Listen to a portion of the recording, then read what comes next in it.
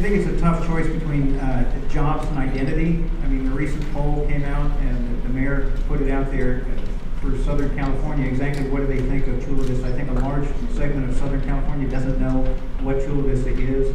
There's a lot of slander that goes on with the name of Chula Vista that I heard before I moved here. It's a great place to live, north, south, east, and west. Been involved with the Sweetwater Union redistricting a little bit, and I've learned a little more about Chula Vista in that process. And I would say the biggest thing that we need to work on, and jobs notwithstanding, is just the identity, the cultural identity, and the identity of Chula Vista. How people identify with Chula Vista, jobs-wise, living-wise, everything all around, but the identity. I concur with Willie. I think one of the biggest issues in Chula Vista right now is jobs. I'd like to see everybody stay in Chula Vista and work instead of getting on the freeway, leaving town, taking their money out of town, and having to travel and sit on the freeway in traffic. We need jobs here. Ladies and gentlemen, I can tell you one of my first priorities is going to be jobs, commerce, and opportunity. And we have been lacking in all three of those for too long. It's time to move forward and move forward now. Well, I agree with both of these gentlemen. Look, we need jobs. We need this city to be more business friendly. There's no question about it. On the west side, we have to look at our homeless problem that we've got going. On the east side, we really need to look at whether we can bring a four-year university. As you know, the I-25 will be connecting with the 905 soon. It's going to change the perspective on the east side. On the west side, that's what people look at. That's the first impression. It needs less for lease signs and more business signs that show that you can get everything you need in Chula Vista. We need the jobs here. We need to keep the business here. We are the second largest city. Let's act like it. Let's do the job. I concur with the candidates that jobs are super important. We also have to consider education so that you and your kids and your grandkids have access to those nice jobs. We need to make it easier for the folks that are going to be creating jobs to expand here, to bring their business here.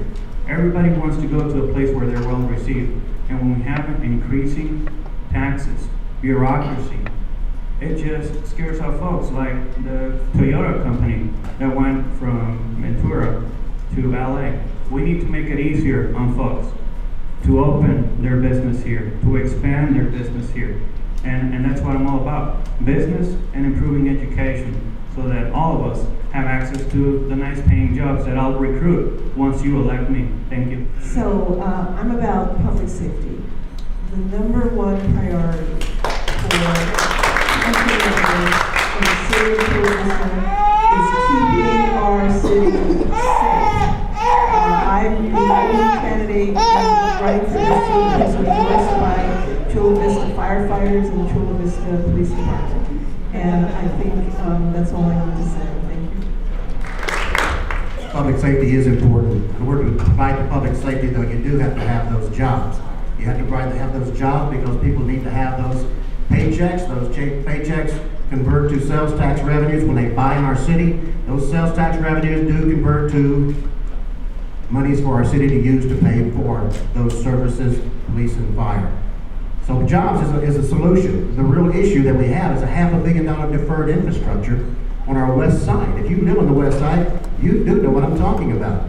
$500 million worth of deferred infrastructure. The city's throwing about $6 million a year at it, trying to keep it at a pace, but that's not enough. In order to get it to catch up, you need about $60 million a year, and we don't have the sales tax revenues, and we don't have the property taxes coming into the city in order to make it happen. We need more of it in order to fix that $500 million worth of deferred infrastructure. And I'm talking about the parks, talking about the sidewalks, the sewers, etc. Thank you.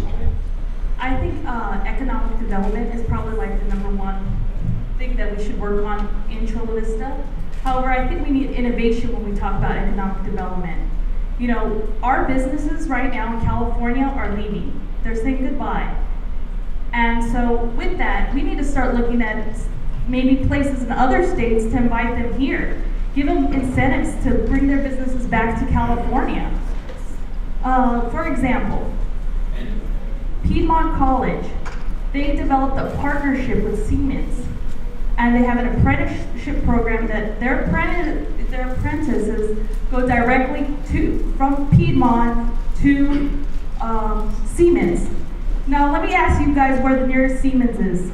Tijuana. We could create an apprenticeship program here in Chula Vista and bring jobs back from Siemens. We could train their apprentices.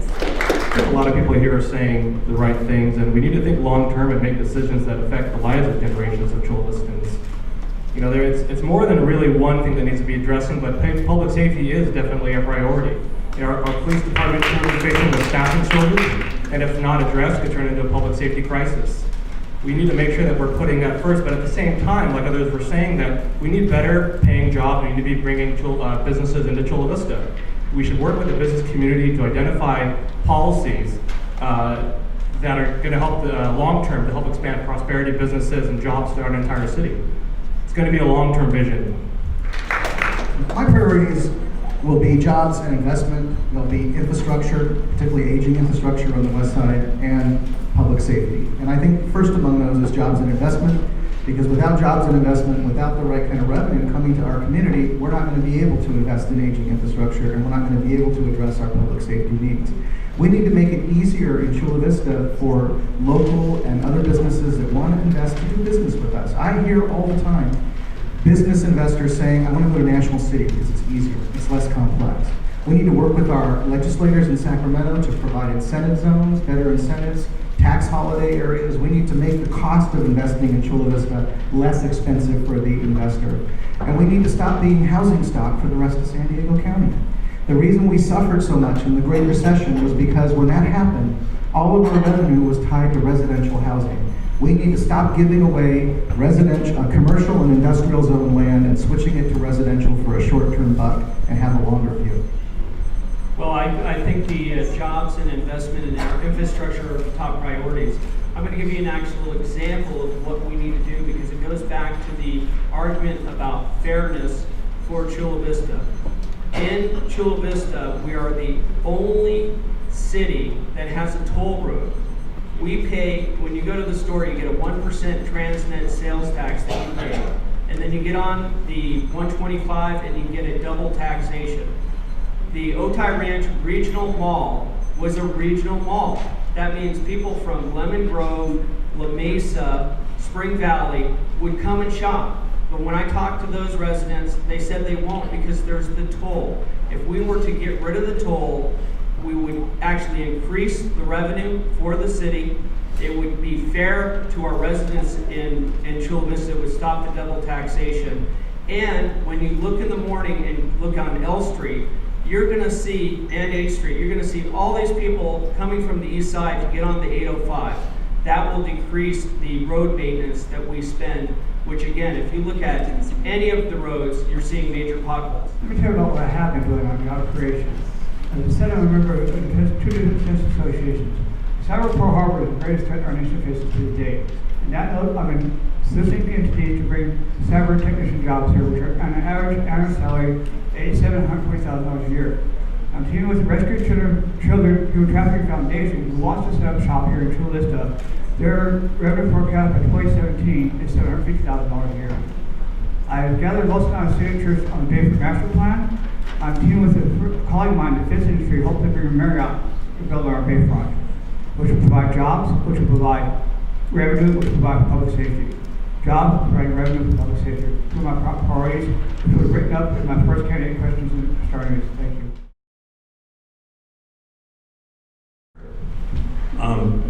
Great question. I'm glad you asked me. I have a fantastic vision for downtown Chula Vista 3rd Avenue. That's to be a little more business friendly, get a different model, a different business model. If you've ever been to 30th Street up in the University Heights area between El Cajon Boulevard and University, that is a perfect example of a good, thriving downtown urban core. 7 years ago, those stores were boarded up. They were vacant. There was nothing going on down there. Now, you go up there, you can't find a place to park. Outdoor restaurants, boutique restaurants. The other thing that I'm gonna do, my opponent made doggone sure that when that urban core specific plan was designed, it did not include a residential component. In order to have a thriving urban core, you've got to include residential. That will be one of the first priorities when I take office, to redesign that urban core and make sure that we have a residential component, that we bring people down there, that we can attract young professionals with the income that can support a vibrant downtown. I think this is a very good question for me because my business is on Third Avenue. I think one of the first things that we have to address is a little known fact, and that's that the only probation office that's accepting the AB 109 parolees in San Diego County is on Third Avenue. And my question to everybody is, and to the city council is, how did that happen? Why is it there? It's projected that there will be over 4,000 SB 109 parolees that will be supervised out of that office, right across from the post office. It's causing a lot of problems, homelessness, a lot of graffiti, a lot of vacancies. I was driving down Third Avenue today. Vacancies, vacancies, vacancies. Talked to a dentist on Broadway. She was telling me how difficult it is to do business in Chula Vista. We need to make it more friendly. We need a liaison to help businesses get through the red tape, get into business, and let's get some jobs going again. You know, the key to downtown is job creation, and part of my jobs plan is, it's called easy, easier, and easiest. It should be the easiest for folks that already have a business in Chula Vista that want to expand. It should be easier for the folks that are already in San Diego that want to expand to San Diego, to Chula Vista. And it still should be easy for the person who wants to take a risk with their money and invest in Chula Vista. We need to make it easier on folks to invest, to create for themselves, their family, and for our families, so that our kids, the next generation, have jobs here. Nothing makes downtown Chula Vista better than people having money in their pockets. And we all love to eat well, and we may have that taste for prime steak, but when we can only afford tacos, that's why sometimes it's closed. So I believe that the future for Chula Vista's west side lies in its single-family neighborhoods. We have these incredibly beautiful single-family neighborhoods on the west side of Chula Vista.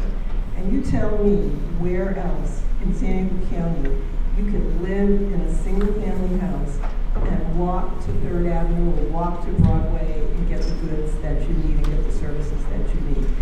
The problem is most of the houses are too small. We need to have incentive programs to allow residents to expand their houses with subsidized loans and invest in our single-family neighborhoods to attract young people with families to come in and revitalize those neighborhoods. That is the future for the west side. If you believe in free enterprise and the American dream, you'll know that this economy has taken every city in the country and taken businesses and taken them down. Right now, we are on the cusp of our city in Chula Vista regaining its ground, those businesses coming back, and you do see some new stores opening up. You do see new businesses thriving. They're going to thrive, and if you close your eyes and look at Third Avenue in Chula Vista, I don't think there's anybody in this room that wants to change the way the beautiful Third Avenue looks today. All we need to do is just to get more businesses that can thrive in a free enterprise, and let's help them make money by shopping in Chula Vista, and let's get that word out, which also comes back to the idea that we still need to get these people, you people, and everybody else in Chula Vista some jobs. Thank you. So why is it when we talk about downtown Chula Vista, we stop at Third Avenue? That's a good question, right? We should start from Broadway, make Broadway look like Third, and make our way back up to Third, Fourth, Fifth, all the way down to Broadway, and have those stores looking the same, have those streets looking the same, that our downtown really does look like a downtown. Invite businesses, invite restaurants. We finally have an AMC coming this summer to the west side.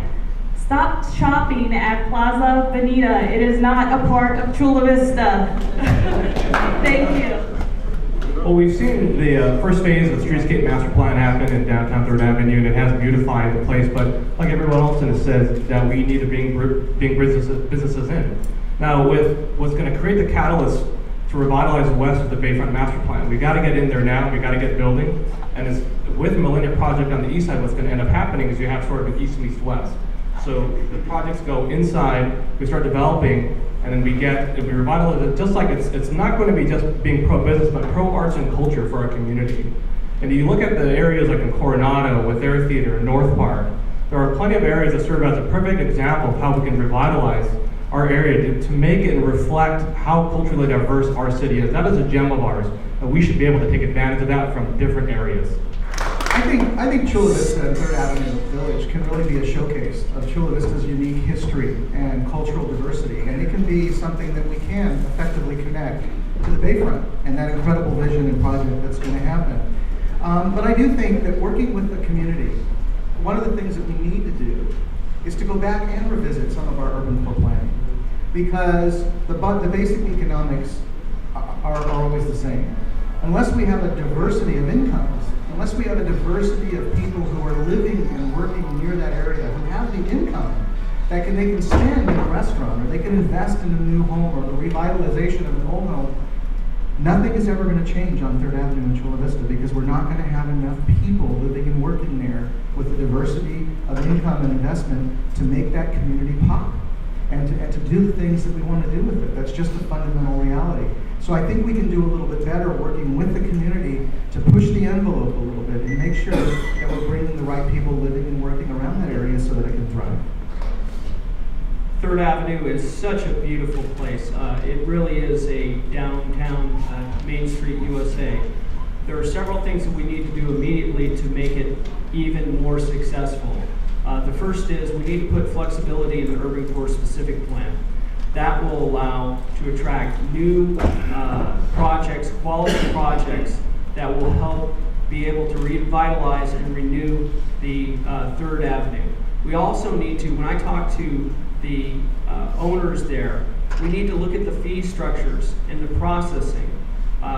We have so many fees and so many different processes that we can eliminate or streamline and make Chula Vista the most business-friendly city in the county. And lastly, we need to get rid of the meters on 3rd Avenue. Thank you. We actually need to get rid of those, because when I talk to residents, the reason why they don't shop there is because of the meters. I understand they don't want people parking there for 8 hours, so just put a limit of 2 or 3 hours, but make it free so people can come down and actually shop for free. Yes, been a member of Crossroads too from 2001 to 2011. I'm current on all the building issues in the city. For a fact, we were having a Urbana come in and they lot next to Kentucky Colonel, Big Fried Chicken, across the Gateway building. On Landis, they've done groundbreaking for more low-income housing and apartment complexes.